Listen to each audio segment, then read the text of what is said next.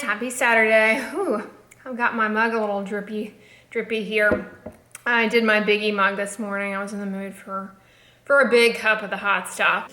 Anyways, I wanted to talk to you guys because I get questions from you all from time to time asking me to clarify, do moisturizers make your skin stop producing its own moisturizing factors? Does using a moisturizer on a regular basis make your skin somehow lazy, and you know, is there a risk that you will no longer make moisturizing factors your own skin hydration? Absolutely not. There's no truth to that. I know there are a few dermatologists who talk about that and believe that, but the consensus opinion and the overriding thought, the majority thought in dermatology, there's nothing to support that. So that is based maybe on their personal clinical experience, something maybe they've seen with clinical practice, but it's definitely not the majority consensus opinion. Our skin hydration and moisturization and barrier function are the result of numerous factors in the skin in terms of skin structure and structural integrity. You have the extracellular matrix, which is stuff deep down in the dermis that has hyaluronic acid that holds onto water, has a bunch of glycosaminoglycans, collagen to make this framework. And you know, when we're very young, all of that is robust and ample. And with age, it starts to decline. The collagen gets chewed up by ultraviolet radiation activating matrix metalloproteinases, inflammation activating matrix metalloproteinases, just age-related changes. And we start making less and less hyaluronic acid with time as well. Around menopause, when the hormones change, and with age, we don't have those hormonal signals kind of behind us anymore. And that's why with menopause, you can get a lot of thinning of the skin because you no longer have as much estrogen. That plays a role in that. So that's a big part of skin hydration. Putting moisturizer and mineral oil on your face has nothing to do with that. I mean, this is stuff that occurs deep down in the skin, and mineral oil, your moisturizer on your skin is so far removed from that. It is so far removed from that. It does nothing. It has nothing to do with that. So that is one reason why there's a huge disconnect in that thought process that using a moisturizer will somehow make that extracellular matrix less robust. There's like, it's like the distance is too great, structurally speaking, for that to have for that to make any sense. The moisturizer does not get into your dermis. It really functions to seal in that top layer of the epidermis, the stratum corneum, all of the dead cornified layer that is like a shell. It's really helping the shell to seal stuff and keep stuff out and keep the skin hydrated, keep the shell hydrated and functional. So does putting the moisturizer on make the shell lazy? No, absolutely not. Other things that guide how the shell is set up are largely this complex choreography of expression of keratins in the skin at different levels of the epidermis. And the skin of the epidermis, the skin turns over every 28 days. So that's not going to that turnover and that cellular biology and that gene expression is not going to be influenced simply by putting petrolatum and mineral oil on the surface of your skin. Yes, there are certain active ingredients like retin A, vitamin D, certain vitamin D derivatives that can actually get into the cells of the top layer of the skin and influence gene expression. That's how they work. That's how retinoids work to improve skin turnover and the efficiency and integrity of the skin. but moisturizers by themselves don't do that. Mineral oil and petrolatum, it just puts hydration in the skin and sits on the top layer of the skin to seal in transepidermal water loss, keep that water in the skin. So it really has no role. Mineral oil, petrolatum, occlusive moisturizers, shea butter, not going to really be seen or heard or cared about by the nucleus of your cells and that complex signaling pathway between the different cells, how they communicate with one another. It really has nothing to do with putting the moisturizer on your skin. Why moisturizers are so important for pretty much everyone, some groups more so than others, is that barrier to the outside world, it's not perfect, and you still have loss of water from the skin, and with loss of water it leads to dryness of the top layer of the skin, evaporative water loss, and that causes irritation and inflammation that can set you up for problems. Also, if you put things on your skin that are irritating, like fragrance, essential oils, even active ingredients that have functional roles in helping the skin perform better, they can have side effects of irritation. And part of that irritation includes kind of aggravating the skin barrier and leading to dryness. So the moisturizers are really important for kind of serving as an enhancement to that. And many people have mutations in the gene of a major structural player in our skin barrier, and it's called filaggrin. People with eczema have this, but also other people do as well. People with keratosis pilaris will tend to have filaggrin mutations, and so they don't make this as well, and their skin is even more susceptible to losing water and becoming dry and irritated, inflamed, and whatnot. So, in those individuals, moisturizers are imperative. I mean, they're really imperative. Like you need those to really help your skin along. It needs that assistance, particularly the skin of the face, exposed to a lot more greater challenges, because that's really what sees a lot more of our environment. It's the skin of our head and neck. The rest of our body is covered, but we get a lot of ambient exposures on the skin of the surface of our head and neck. And so we really need a lot of help from moisturizers there. Using a moisturizer does not make your skin lazy. It doesn't make it so that it will not make moisturizing factors. But it's not the consensus opinion that moisturizers make your skin lazy. Not at all. Likewise, using a moisturizer or putting oils on your skin does not make your skin make more oil. That is also a common misconception, that using oils will make your skin oilier. Oil is sebum. Sebum is what people are referring to oil, and that's what makes your skin look greasy. And some people make more sebum than others. They have oilier skin, greasier skin, and people with acne tend to have excess sebum production. Sebum production is not really influenced by the use of moisturizers per se. It is guided by your gender. Males have larger sebaceous glands and make more sebum than females. Hormones, the male hormones, androgen signaling hormones, they control, they influence sebum production. So there's that. Medications that you might be taking that also can interfere with some of those hormonal signalings, like birth control pills can make you less oily, or sometimes more oily, depending on the combination of hormones in the birth control. And so there's genetics, there's gender, there's medications, and hormones, and also inflammation in your skin can drive production of more sebum. Inflammation, so if you use something that's irritating to your skin, and you're particularly if you're somebody who is an oilier skin type, you may find that your skin becomes greasier. But it's not that the mere act of putting petrolatum or mineral oil on your skin leads to increased sebum production. That is not. The two don't go hand in hand. Many moisturizers feel greasy. They have all sorts of formulations and different ingredients that have a more lightweight feel, like squalene, for example, doesn't have that greasy feel. It's an oil, but it doesn't feel oily or greasy. And dimethicone, silicone-based emollients, they don't feel greasy on the skin. So that's what you're gonna see in their oil-free moisturizers targeting oily skin. It's more of a look and a feel. They don't look greasy on the skin and they don't feel greasy on the skin.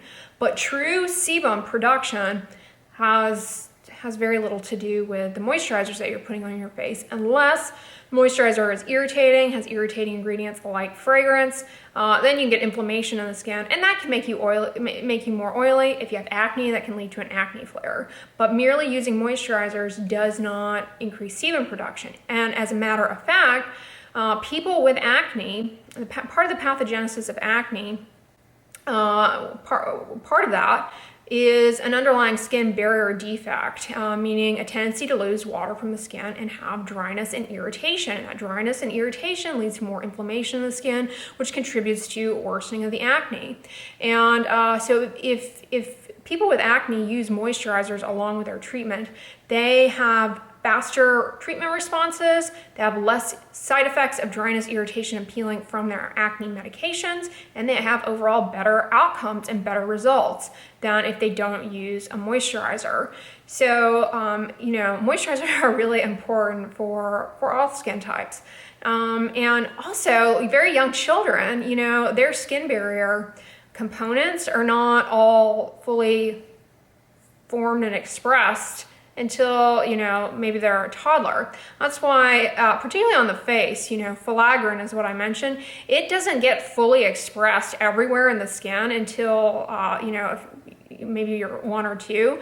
I saw an interesting talk that actually filaggrin expression is very much delayed on the cheeks and on the nose. And so that's really interesting because kids with eczema, when they're little, when they're babies, they often have eczema on their cheeks and on their nose. And then later on, it starts to show up on their extremities and not so much on the face. So yeah, it's interesting.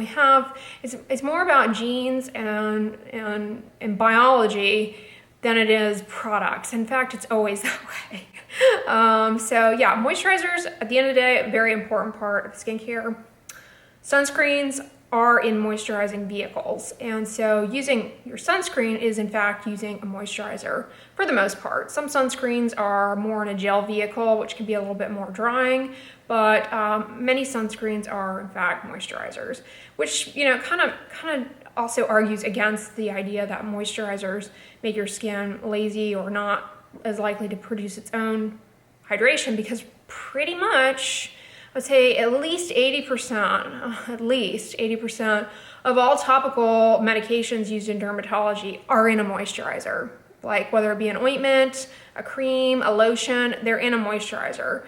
And so, persistent recalcitrant skin dryness, it would be a side effect that we would be seeing when people use moisturizers, they're moisturizing topical medications for like say 3 months after stopping. It's not as though their skin suddenly has this recalcitrant dryness then that would be suggestive, like maybe there is something to the moisturizer thing. And also, in studies, in clinical studies, in trials and whatnot, there is not only the topical medication in a moisturizing vehicle, but there's also a vehicle control that's really just the moisturizer.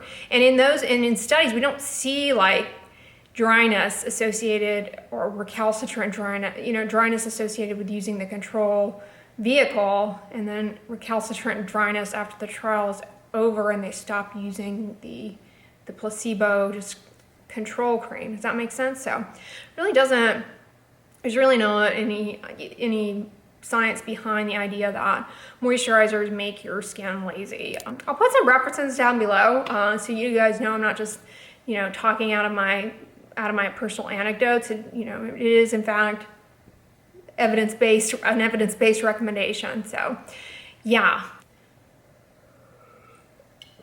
But anyways, I'm gonna go make another cup of coffee, and I got some bananas at Costco this week, so I'm gonna de-peel them and get them sliced and ready to go in my freezer. I don't know if you noticed, but the BLEtti is back in action. I've been kind of alternating between espresso and my French press. I only do espresso in the BLEtti, and then I'll do more of a finer ground coffee in the French press when I have it. But right now I've got Lavazza Espresso, and then I put a packet of the Four Sigmatics Chaga Elixir that really just enhances the flavor profile of the espresso. I mean, it's really doing magical things right now. I wish my Costco would get in the bricks of Bustelo, because that's one of my favorite espressos. Is the Bustelo. And when I lived in New York, Costco used to carry, the Costco in the particular area in New York that I lived, carried Bustelo, the squares that you can buy, the bricks. They're like vacuum sealed. You could buy a big case, a big thing of them, and it was so cheap. But the Costco here doesn't ever carry Bustelo. Anyways, so yeah, that's what I'm drinking. And book update, you guys.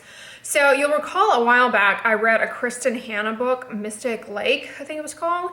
And I was like neutral to lukewarm to not really the best thing I've ever read. But I decided to give her another chance, kind of impulsively. I purchased this at Costco, and I can't stop reading them. I'm making my way through it pretty quickly. It's very good. It's called The Great Alone.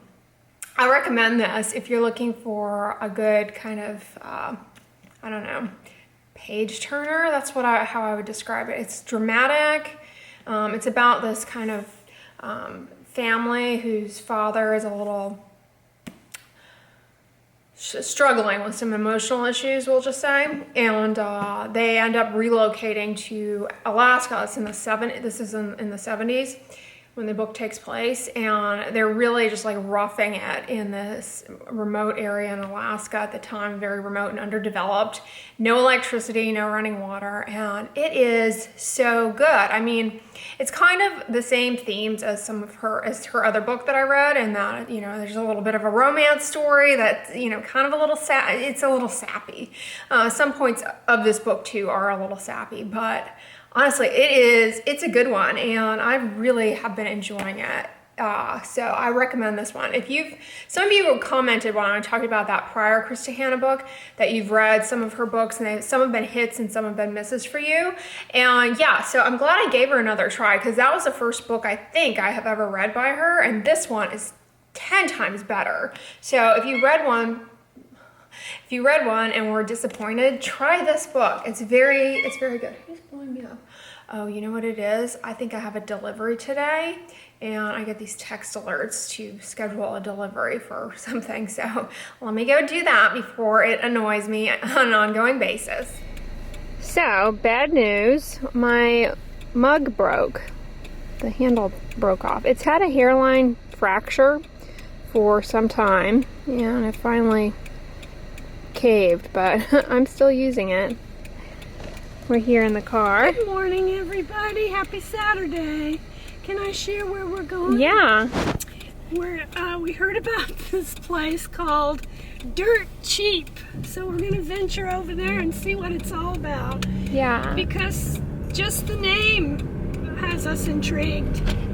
It's like a thrift store, but all of the stuff is like straight from a store. And I think they have a lot of stuff from Target. It's like stuff they couldn't sell or stuff people took back, and it's supposed to be chaotic. But I saw this from Brittany Boren Leach. She influences me. She's the one who got me to get the FabFitFun box. Well, that was a good... Yeah. And and the Drop app too. The Drop app. All right, here we are. Surrey got us a little misrouted, so.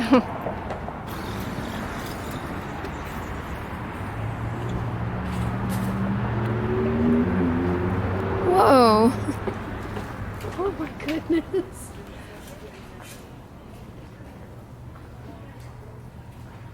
Wow.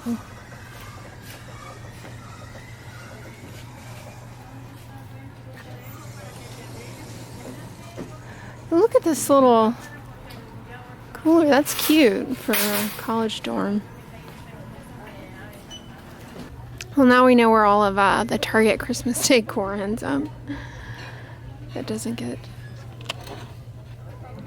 It is not sold. That's cute. Snuggle season. I really like that. It's just not biggie size, so it doesn't really meet my needs. Oh, I need a new Cebu shot glass. Need to upgrade Cebu now that I got bottle number 2. You guys, they have good stuff in here. I came in here looking for wreaths and I found them within an instant.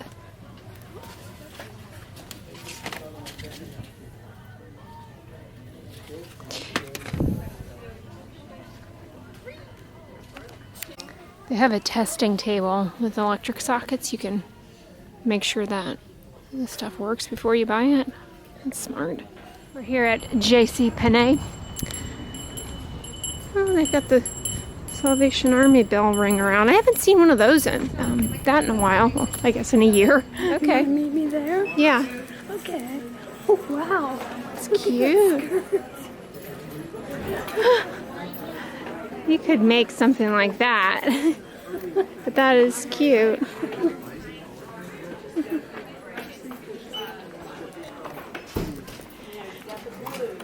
Aww. These are kind of cute. They look comfy. Look at the little buttons. Yeah, it's really cute. This is a nice penny. Pennies.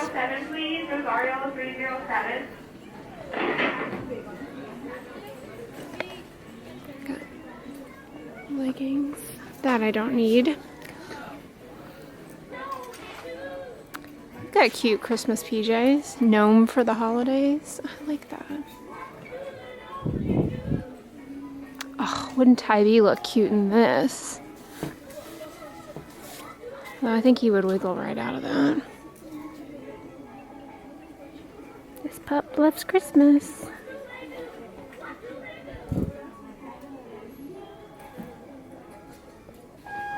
Men's associate to St. John's Bay, men's associate to St. John's Bay.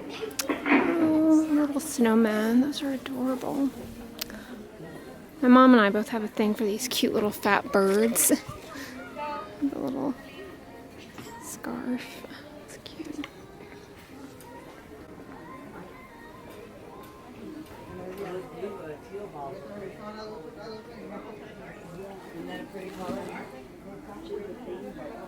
Every year I pay to plant a tree. Yeah, there's a I lot. do one in Mike's name. I actually do one in Terry's name too. That's cute.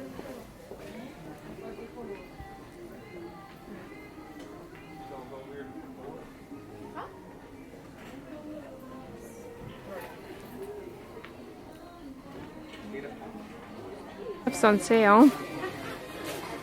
50% off. These trees are nice. So it would look nice on someone's mantle. So we came to Jason's Deli for lunch, and they have a nice spread today. Looks good. It's nice and fresh. Yeah, they consistently good. My usual, except I went overboard on peas. And then I don't think I've ever done the French fried onions before. I enjoy those, yeah. So I put a few of those on there. You got potato. Yeah, I got my little friend here. My little friend. Yeah, I got beets, artichokes, red bell pepper, yellow pepper. Then their edamame and kidney bean salad is really good. Green peas, cucumber, mushroom, zucchini, hummus, and sesame seed cracker peanut mix, and then a seedy cracker. Yeah, I always like to get those too. Yeah, they changed the recipe a little bit. They're thinner than they used to be. They're thinner. For a while there, they had a cheese version too. Yeah, but these are vegan. Well, that was delicious. It sure was. Jason's does not disappoint. Yeah, after that hardcore shopping spree, we need a little sustenance. Yeah, I'm going to show you guys in tomorrow's vlog what I got at Dirt Cheap, but Oh. I really scored big. That was so. quite the place.